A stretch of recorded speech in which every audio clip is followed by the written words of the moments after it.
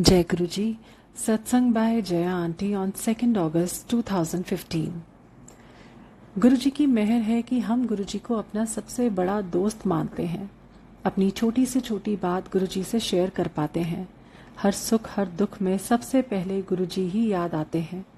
गुरु संगत बनने के बाद कोई अपने को अकेला महसूस नहीं करता।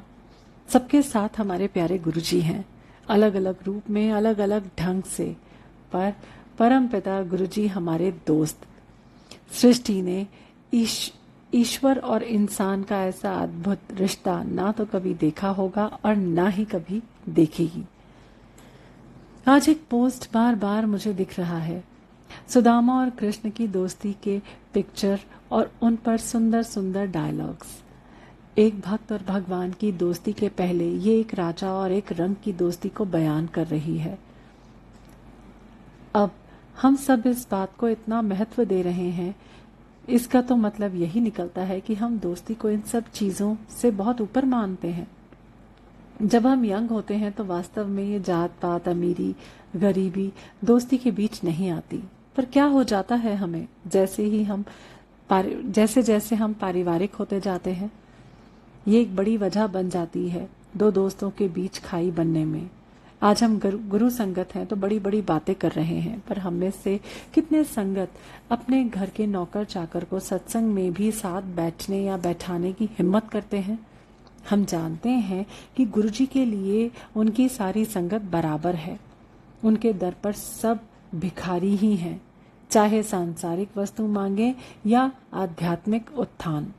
हो सकता है कि हमारा हेल्पर हमसे भी ज्यादा भक्ति से गुरुजी से जुड़ा हुआ हो और हम ये जानते भी हैं, पर हम उसकी भक्ति की कदर अपने तथाकथित बड़े लोगों के सामने नहीं कर पाते हैं।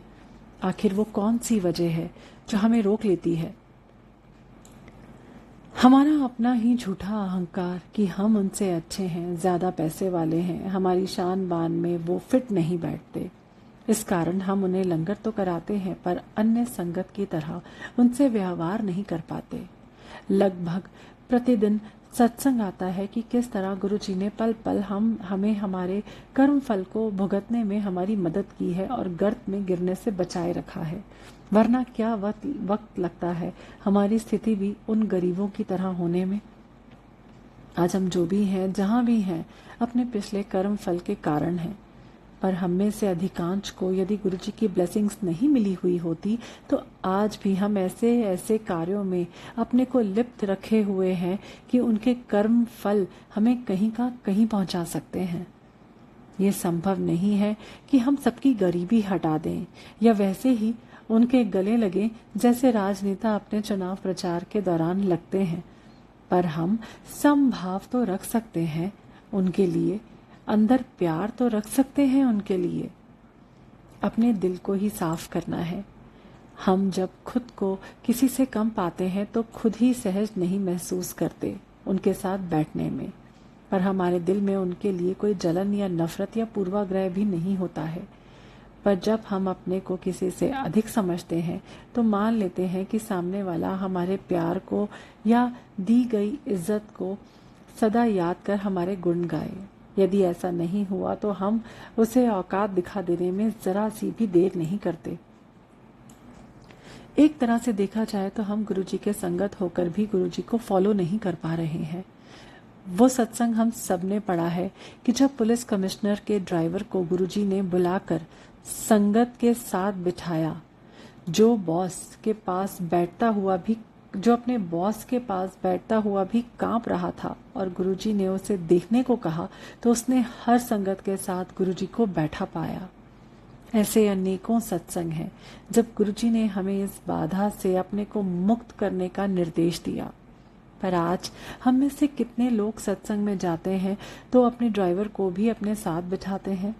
यदि हमारी इच्छा भी है तो होस्ट की इच्छा है या नहीं, ये सोचकर अपने हेल्पर को हम साथ नहीं ले जाते। हम शुरुआत तो करें। आज हम संगत की सबसे बड़ी इच्छा तो है गुरुजी का प्यारा बनने की। इस बंदिश से अपने और अन्य संगत को निकलने में मदद कर हम गुरुजी के और करीब आ सकते हैं। गुरुजी हमें इस भेदभाव से मुक्त होने में मदद करें। जय गुरुजी।